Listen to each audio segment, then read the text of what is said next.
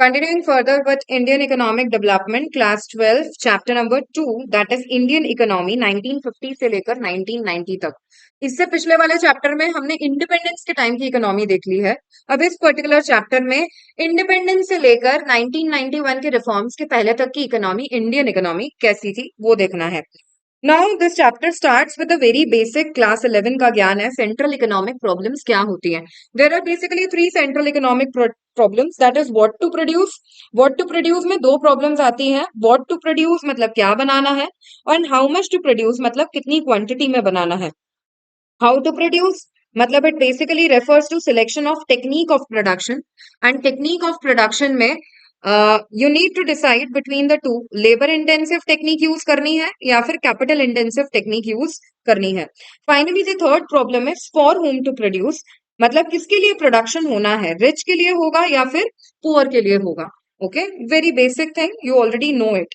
अब तीन तरह की economies, capitalist, socialist and mixed economy, ये कैसे सेंट्रल इकोनॉमिक प्रॉब्लम सॉल्व करती हैं। सबसे पहले coming on to capitalist economy. Capitalist economy मतलब ऐसी economy that is dominated by private individuals और जिसका मेन मोटिव है प्रॉफिट कमाना। ओके, तुम्हारे मेरे जैसे लोग काम करेंगे तो our main motive would be to earn profit. अब वो क्या बनाएंगे, किस तरह के गुड्स बनाएंगे जिससे उनको ज्यादा प्रॉफिट होगा, कैसे बनाएंगे, ऐसी टेक्निक से जिसमें कॉस्ट सबसे कम लगे, और किसके लिए बनाएंगे, they will be mainly producing for those people who are having purchasing power, खरीदने की ताकत। फिर coming on to socialist economy. बेटा socialist economy is a kind of economy जो मेनली, जिसमें गवर्नमेंट डोमिनेटेड है। ओके, तो government mainly carries out all the economic activities. ऐसी सिचुएशन में वो कैसे गुड्स बनाएंगे, ऐसे goods that result into social welfare, and कैसे बनाएंगे, in a with a technique that is good for the economy, best suited for the economy, and किसके लिए बनाएंगे, for all common people. Mixed economy के बारे में ऐसा कुछ स्पेसिफिक नहीं है। मिक्स्ड इकोनॉमी में there is a common point कि यहाँ पे गुड्स एंड सर्विसेज बनाए जाते हैं with the aim of social welfare as well as profit motive. Okay, अब आ जाते हैं कुछ इंपॉर्टेंट पॉइंटर्स पे। इकोनॉमिक प्लानिंग होती क्या है। It is a process of taking economic decisions bye a determinate fixed authority, जब इकोनॉमिक डिसीजन लेती है for conducting economic comprehensive survey of resources of the economy। Decision कैसे लिया जाता है, आफ्टर कंसिडरिंग कि आपकी इकोनॉमी के पास कितने रिसोर्सेज हैं। जब ये ध्यान में रखते हुए डिसीजन लिया जाता है तो उसे कहा जाता है इकोनॉमिक प्लान बनाना। ओके, पंडित जवाहरलाल नेहरू ने इंडिपेंडेंस के इमीडिएटली बाद first prime minister of our country, जिन्होंने एक्सेप्ट किया था, अडॉप्ट किया था mixed economic system. Okay, planning commission कब आई थी, 1950 में। प्लानिंग कमीशन 5 ईयर प्लान्स बनाती है। फर्स्ट 5 ईयर प्लान कब से कब तक था, 1951 से लेकर 1956 तक था। चेयरपर्सन कौन होता है प्लानिंग कमीशन का, prime minister is known as the chairperson of planning commission. Architect of planning commission किसे कहा जाता है, करेक्ट इज पीसी महालानोबिस, इसका आंसर होगा PC Mahalanobis. First IPR, industrial policy resolution, पहला वाला कब आया था, 1948 में, और सेकंड आईपीआर कब आया था, in the year 1956। NITI Aayog form हुई थी 1 जनवरी 2015 को, और इसने प्लानिंग कमीशन को रिप्लेस कर दिया था। इसके बाद हमारी कंट्री में अब एनुअल प्लान्स बनाए जाते हैं rather than 5 year plans. Okay, अब बेटा हर 5 ईयर प्लान का क्या कॉमन ऑब्जेक्टिव या कॉमन गोल रहा है। Every 5 year plan have these 4 goals, 4 objectives common है to all the 5 year plan. सबसे पहला है ग्रोथ। ग्रोथ मतलब जीडीपी के टर्म्स में ग्रोथ। अब बेटा ग्रोथ पढ़ी जा सकती है in terms of production in an economy, कितना प्रोडक्शन बढ़ा है of goods and services in the entire economy. It can be studied in terms of productivity in the economy, कितने रिसोर्सेज में आप कितना आउटपुट जनरेट कर पाते हो, जितने कम रिसोर्सेज में आप जितना मैक्सिमम आउटपुट जनरेट कर पाओगे, that is basically the growth in terms of productivity. और तीसरी चीज होती है that is growth of services in the economy, कितना सर्विस सेक्टर ग्रो किया है इन द इकोनॉमी। जय, ये वाली और ये वाली लाइट बंद कर दो यार।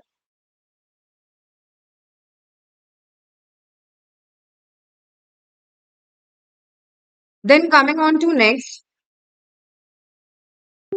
जीडीपी, इंपॉर्टेंट थिंग्स जो आपको हर 5 ईयर प्लान में अचीव करनी होती है। नेक्स्ट चीज है मॉडर्नाइजेशन। मॉडर्नाइजेशन मतलब दो चीजों के रिस्पेक्ट में मॉडर्नाइजेशन की बात की जाती है। एक है सोशल मॉडर्नाइजेशन, कास्ट के बेसिस पे, जेंडर के बेसिस पे, रिलीजन के बेसिस पे कोई डिफरेंस नहीं किया जाना चाहिए। और दूसरा होता है मॉडर्नाइजेशन टेक्नोलॉजी के टर्म्स में। तो जब मैं मॉडर्नाइजेशन की बात कर रही हूँ, I talk modernization in both these terms. ये हर 5 ईयर प्लान का कॉमन गोल होता है। Okay, next is equity. बेटा equity is different from equal distribution. Equal distribution मतलब जितना आपका नेशनल इनकम है उसको सबको बराबर बांट दो, और इक्विटी मतलब क्या होता है, इक्विटेबल डिस्ट्रीब्यूशन। जितना जिस पर्सन की स्किल और नॉलेज है उसके हिसाब से उसको पेमेंट मिलना चाहिए, उसे कहा जाता है इक्विटेबल डिस्ट्रीब्यूशन। ओके, तो इक्विटेबल डिस्ट्रीब्यूशन से इनइक्वालिटीज कम हो जाती है किसी भी देश में, और हर किसी की परचेजिंग पावर बढ़ती है। It results into greater welfare in the economy. Fourth common objective of all the 5 year plan is self-reliance. Self-reliance यानी आत्मनिर्भरता। आप किसी और कंट्री पे डिपेंडेंट ना हो। That is one of the important objectives of all the 5 year plans. आप अपना प्रोडक्शन मतलब फॉर योर पॉपुलेशन आप खुद ही प्रोडक्शन कर पाओ, that should be the important target. अब इससे अचीव क्या होगा, आपका फॉरेन डिपेंडेंस कम हो जाएगा, दूसरी कंट्रीज पे आपका निर्भरता कम हो जाएगी, डिपेंडेंस कम हो जाएगा, एंड फॉरेन इंटरफेरेंस भी कम हो जाएगा। दूसरी कंट्रीज अगर आपकी पॉलिटिक्स में इंटरफेयर करती हैं तो वो भी कम हो जाएगा, and that is why it is very important for a country to be self reliant. These are the common goals of all the 5 year plans. What are the 4 goals? Growth, modernisation, self reliance and equity. Okay, अब बेटा आ जाते हैं state of agriculture पे। After 1950 till 1990 तब कैसा agriculture था? As usual हमारा एग्रीकल्चर तब भी था less in terms of productivity. Low productivity मतलब जितना output per hectare of land पे बन रहा था वो काफी कम था। इसका सबसे बड़ा रीजन है हैवी डिपेंडेंस ऑन रेनफॉल। हमारे पास अभी भी इरिगेशन फैसिलिटीज अच्छी नहीं थी। We are still dependent on monsoon, on rainfall for our output. और एक और रीजन है आउटडेटेड टेक्नोलॉजी। हमारे पास इतनी अच्छी टेक्नोलॉजी भी नहीं है। Nextly subsistence farming. फार्मर अभी भी केवल सर्वाइवल के लिए फार्मिंग करता है, कमर्शियल आउटलुक उसका नहीं है कि प्रॉफिट कमाना है। It's not treated as a business. Nextly disguised unemployment. जितने लोग चाहिए एग्रीकल्चर में उससे कई गुना ज्यादा लोग एंगेज होते हैं एग्रीकल्चर में, just because it's a family farms होते हैं लोगों के, और उस पर सब लोग काम करना शुरू कर देते हैं। तो जरूरत से ज्यादा लोग एम्प्लॉयड है उस पर्टिकुलर चीज में, जिसमें एक्स्ट्रा लोगों को हटा भी दिया जाए तो भी आउटपुट पे कोई फर्क नहीं पड़ने वाला है। Conflict between tenants and landlords. Tenants मतलब फार्मर और लैंडलॉर्ड मतलब जमींदार, इनके बीच का कॉन्फ्लिक्ट अभी भी खत्म नहीं हुआ था, स्टिल वो कंटिन्यू हो ही रहा था। These are the features of agriculture 1950 से 1990 के बीच में। लेकिन उसके बाद ग्रोथ प्रोसेस कैसे स्टार्ट हुई? ग्रोथ प्रोसेस के लिए दो चीजें की गई। सबसे पहला तो था लैंड रिफॉर्म्स और दूसरा था ग्रीन रेवोल्यूशन। ओके, जो आगे आएगा। लैंड रिफॉर्म मतलब बेटा ऐसे सारे लॉ लेके आना जिससे ओनरशिप ऑफ लैंड चेंज हो जाए। ओके, अब लैंड रिफॉर्म में सबसे पहला रिफॉर्म आता है अबॉलिशन ऑफ इंटरमीडियरीज। इंटरमीडियरीज मतलब बीच के लोग, जमींदार जो बीच का पर्सन था, जमींदारी सिस्टम जो चलता था उसको अबॉलिश करने की जरूरत थी। अबॉलिशन ऑफ इंटरमीडियरीज मतलब उन्हें हटाने की जरूरत थी। डायरेक्ट गवर्नमेंट के कॉन्टैक्ट में 200 लाख फार्मर्स तब आए because of abolition of intermediaries. Okay, और गवर्नमेंट और फार्मर डायरेक्ट कॉन्टैक्ट में थे। दूसरा इन लोगों ने किया लैंड सीलिंग डिसाइड करना। Land ceiling is the maximum limit जो एक पर्सन होल्ड कर सकता है लैंड की। ओके, अब ये मैक्सिमम लिमिट डिसाइड तो कर दी थी, बट अनफॉर्चुनेटली ये बहुत सारी जगहों पे सक्सेसफुल नहीं हुआ, क्योंकि बहुत सारे लोगों ने, लैंडलॉर्ड्स ने अपने फैमिली मेंबर्स के नाम पे जमीनें ऑलरेडी कर दी थी।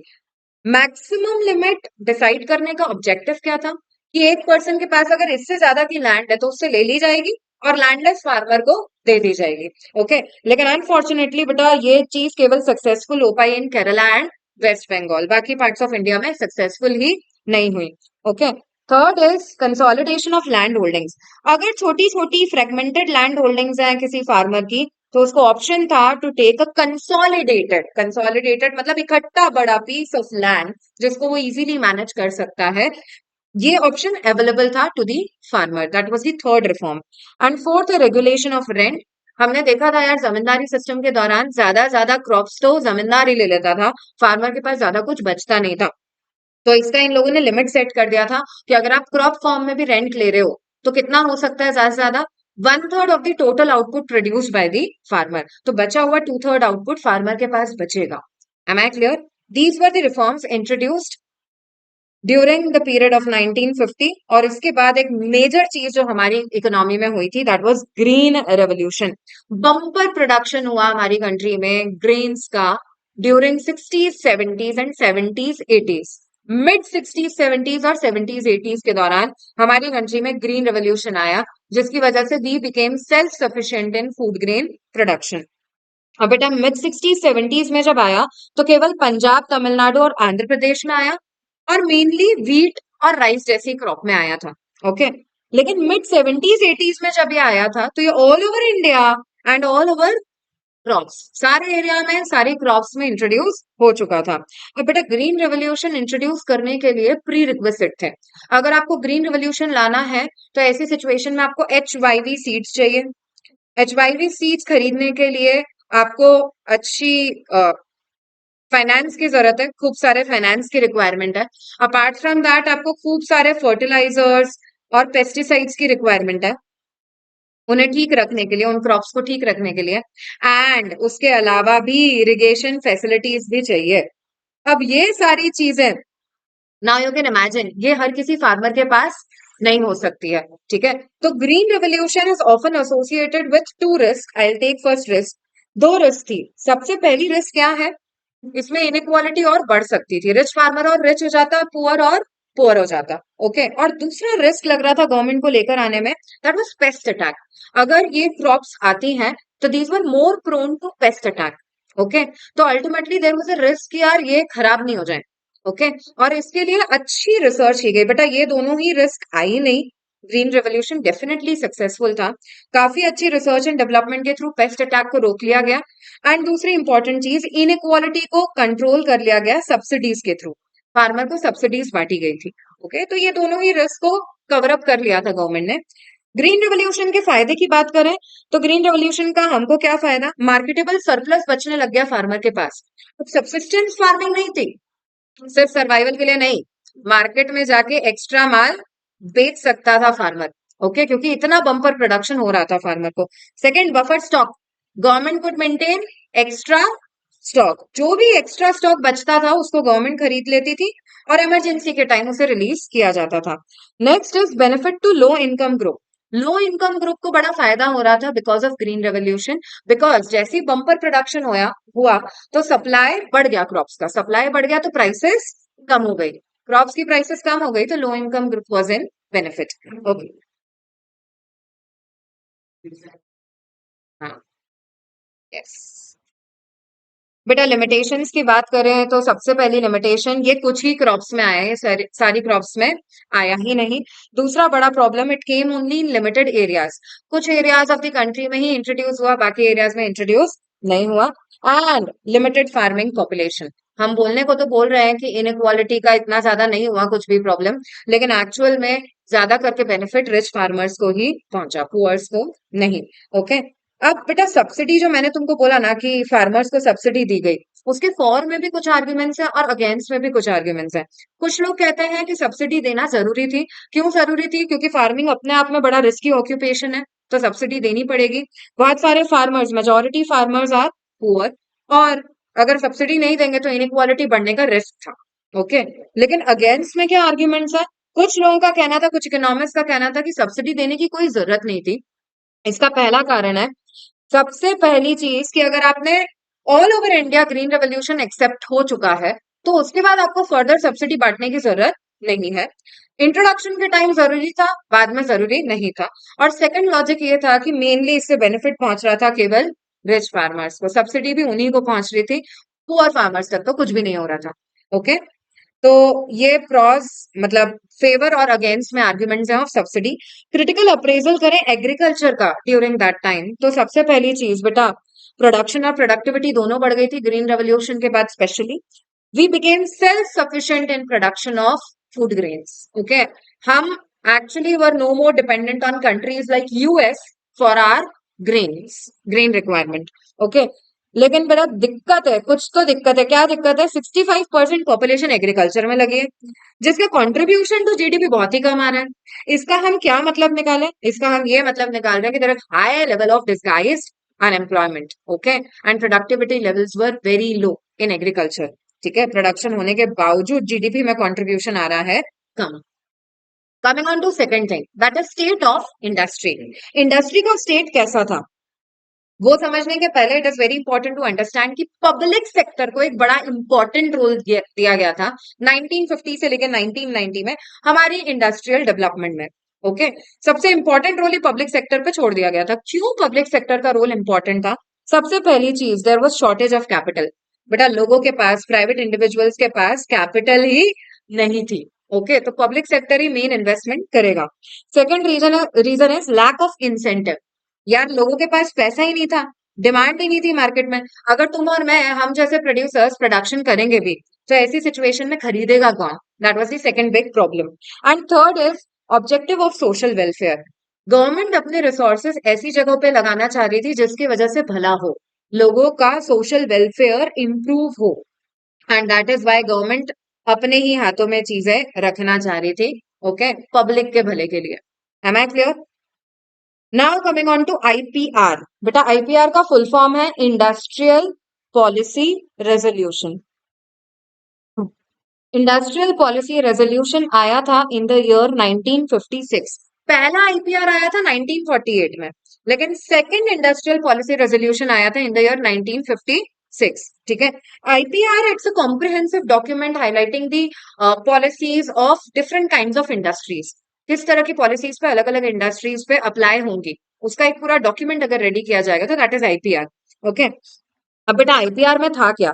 सबसे पहले there was three fold classification. Industries को तीन हिस्सों में क्लासिफाई कर दिया था, schedule A, schedule B and schedule C. Schedule A में 17 इंडस्ट्रीज थी जो मेनली रिजर्व थी फॉर पब्लिक सेक्टर, यहाँ पे और किसी को एंट्री नहीं दी जाएगी। फिर शेड्यूल बी में 12 इंडस्ट्रीज थी जहां पे important role public sector play करेगा और प्राइवेट सेक्टर केवल उसे सप्लीमेंट करेगा, उसे सपोर्ट करेगा। ओके, उसको केवल सपोर्टिंग रोल ही देके रखा था। और शेड्यूल सी में जितनी भी बची हुई इंडस्ट्रीज थी, रिमेनिंग सारी उसमें थी, यहाँ पे प्राइवेट को एंट्री अलाउड थी। सेकेंड इंपॉर्टेंट थिंग की बात करें तो दैट वाज इंडस्ट्रियल लाइसेंसिंग। बेटा रिटन परमिशन आपको लेनी पड़ेगी। कब कब? अगर आप इंडस्ट्री फॉर्म कर रहे हो, आप एक्सपांड कर रहे हो, आप डाइवर्सिफाई कर रहे हो, तीनों ही चीजों में रिटन परमिशन लो गवर्नमेंट से तो ही कर पाओगे। बेटा इंडस्ट्रियल लाइसेंसिंग का एम कुछ अलग था। एम क्या था? Reduce inequality. ठीक है, वो लोग नहीं चाहते थे कि प्राइवेट के हाथ में मेनली मोनोपोली पावर आ जाए, ये सोच के इंडस्ट्रियल लाइसेंसिंग लाया गया था। But unfortunately it didn't work in their favour. ये आगे डिस्कस हो रहा है। ओके, तो बेटा industrial licensing is a written permission, it's not an oral permission, and it is for formation, expansion and diversification of industry. तीनों ही case में आपको लेनी पड़ेगी। Okay, SSI. एसएसआई मतलब स्मॉल स्केल इंडस्ट्री। कोई भी इंडस्ट्री को स्मॉल स्केल इंडस्ट्री कब क्लासिफाई करेंगे? जब investment in plant and machine is up to 10 crore and turnover है अप टू 50 करोड़, तो उसे एसएसआई की कैटेगरी में डाल दिया जाएगा। बेटा एसएसआई को बहुत इंपॉर्टेंट रोल दिया गया था 1950 के टाइम, क्योंकि ये थोड़ी लेबर इंटेंसिव होती है, इसकी वजह से एम्प्लॉयमेंट जनरेट होता है और छोटे छोटे एरियाज में कम कैपिटल के साथ भी फॉर्म की जा सकती है। Okay, and that is why इसको खूब ज्यादा प्रोटेक्शन दिया गया फ्रॉम लार्ज स्केल इंडस्ट्रीज। ऐसे बहुत सारे सेक्टर थे जो एसएसआई के लिए रिजर्व करके रख दिए थे, लार्ज स्केल को घुसने ही नहीं दे रहे थे उसमें। उसके अलावा एसएसआई को और भी बहुत सारे बेनिफिट्स, कंसेशंस दिए जाते थे। Okay, and the biggest advantage I told you, it generates employment, right? IPR की बात हो गई है। Coming on to last thing, that is second last thing, that is foreign trade. Foreign trade में हमारी कंट्री में कौन सी पॉलिसी फॉलो की जा रही थी 1950 से 1990 के बीच में? It was inward looking strategy of import substitution. क्या है वो इनवर्ड लुकिंग स्ट्रैटेजी? जो भी चीजें आप बाहर से इंपोर्ट कर रहे हो उसे कम करना है और आपकी ही डोमेस्टिक इकोनॉमी में उसी चीज का प्रोडक्शन बढ़ा देना है। That is basically inward looking strategy. बेटा ये इंप्लीमेंट करने के लिए गवर्नमेंट ने क्या किया था? दो तरह के बैरियर्स लगाए थे, tariff barriers and quota barriers. Tariff मतलब टैक्स, इंपोर्ट ड्यूटीज लगा दी थी हैवी, और कोटा बैरियर्स यानी क्वांटिटी पे रेस्ट्रिक्शन लगा देते, इससे ज्यादा क्वांटिटी इंपोर्ट नहीं हो पाएगी। ठीक है, तो कोटा बैरियर्स और स्ट्रांग होते हैं क्योंकि इसका तोड़ नहीं है। इंपोर्ट ड्यूटी तो फिर भी पे करके आप इंपोर्ट करवा सकते हो, लेकिन कोटा बैरियर्स का कोई भी तोड़ नहीं है। ओके, तो they are more stringent, more strict. Fine. Objective की बात करें, क्यों क्यों ऐसा किया, तो क्या कारण था? We wanted self reliance. Okay, हम किसी और नेशन पे डिपेंडेंट नहीं रहना चाहते थे। और दूसरा है protection of foreign exchange reserves, क्योंकि जितना इंपोर्ट बढ़ेगा हमारे फॉरेक्स रिजर्व्स का उतना आउटफ्लो बढ़ेगा। That is why these policies were implemented. अब आ जाते हैं आखिरी चीज पे, that is critical appraisal. Critically अगर अप्रेज करें हम ये 1950 से 1990 के एरा को, तो पहले 3 पॉइंट्स पॉजिटिव पॉइंट्स हैं। क्या पॉजिटिव था? जीडीपी कंट्रीब्यूशन बेटा बढ़ गया था। तुमको ध्यान हो, इससे पिछले वाले चैप्टर में हमने पढ़ा था नेशनल इनकम 2% के रेट से ही बढ़ रही थी, लेकिन अब वो बढ़ के हो गया था 6%। ठीक है, समथिंग गुड। डाइवर्सिफिकेशन बढ़ रहा था। मेनली जो जूट एंड कॉटन मिल्स थी हमारी कंट्री में, अब we were diversifying in automobile, in electronic sector, हर चीज में डाइवर्सिफिकेशन बढ़ने लग गया था। और रोल ऑफ एसएसआई, एसएसआई की वजह से एम्प्लॉयमेंट भी जनरेट हो रहा था, छोटी छोटी इंडस्ट्रीज खुलने लग गई थी। लेकिन बेटा नेगेटिव पॉइंट्स कई गुना ज्यादा है। सबसे पहली चीज, प्रॉब्लम ऑफ इंडिजिनस इंडस्ट्रीज। बेटा अगर आप फॉरेन कंपटीशन अवॉइड कर रहे हो, आप बाहर वालों से हमारी इंडस्ट्रीज को कॉम्पीट करना ही नहीं दे रहे, तो ऐसी सिचुएशन में इनएफिशिएंसी बढ़ रही है आपकी कंट्री में, क्योंकि उन लोगों को लेटेस्ट चीजें पता ही नहीं है, टेक्नोलॉजिकल इंप्रूवमेंट नहीं हो रहा है, क्वालिटी इंप्रूवमेंट नहीं हो रहा है। तो ऐसी सिचुएशन में they were not facing competition with any outsider, और आउटसाइडर को नहीं आने दोगे तो वो लोग भी बेटर परफॉर्मेंस नहीं दे पाएंगे। ओके, करेक्ट, जैसा चल रहा है वैसा चलने दो, कितना ही स्लो चल रहा हो। Am I clear? ठीक है। Second is industrial licensing. Industrial licensing ये सोच के आया था कि इनक्वालिटी कम होगी, मोनोपोली नहीं लेनी है, लेकिन unfortunately it was resulting into monopoly, क्योंकि कुछ ही लोगों के पास था इंडस्ट्रियल लाइसेंस। और लाइसेंस की प्रोसेस इतनी खराब बना के रखी थी, it took a long time to receive the license. तब तक आप प्रोडक्शन ही स्टार्ट नहीं कर सकते हो। हाँ, it was also a tedious process यार, it was a very time consuming process. Okay, fine. Third important problem was dominant role of public sector. Public sector पे आपने विश्वास करके सबसे important role public sector units को दिया, but unfortunately public sector units का performance up to the mark नहीं था। इनका परफॉर्मेंस अगर अच्छा नहीं था तो सीधी बात है, देवर मेकिंग लॉसेस। और जितना इनसे एक्सपेक्टेड था उतना ना तो ये आउटपुट जनरेट कर पा रही थी, ना ये ग्रोथ जनरेट कर पा रही थी in the economy. And hence this comes to a conclusion कि आपको अपनी पॉलिसीज चेंज करने की जरूरत है। एंड दैट इज वाई इसका अगला चैप्टर जो अब डील करेगा, दैट इज 1991 में हम लेकर आ गए LPG policy. Am I clear? हाँ, करेक्ट। एसएसआई का एक और इम्पोर्टेंस हो सकता है कि it resulted into development of backward areas also, balance regional development. Backward areas का भी डेवलपमेंट हो सकता है with the help of small scale industry, क्योंकि ये छोटे एरियाज में भी खोली जा सकती है। ओके, इसके साथ ये चैप्टर होता है खत्म।